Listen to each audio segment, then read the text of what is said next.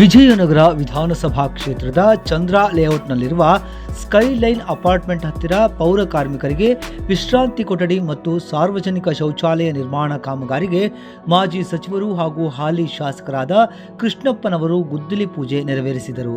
ಇದೇ ಸಂದರ್ಭದಲ್ಲಿ ಕಾಂಗ್ರೆಸ್ ಕಾರ್ಯಕರ್ತರು, ಮುಖಂಡರು, ಅಧಿಕಾರಿಗಳು ಹಾಗೂ ಸ್ಥಳೀಯ ನಿವಾಸಿಗಳು ಉಪಸ್ಥಿತರಿದ್ದರು.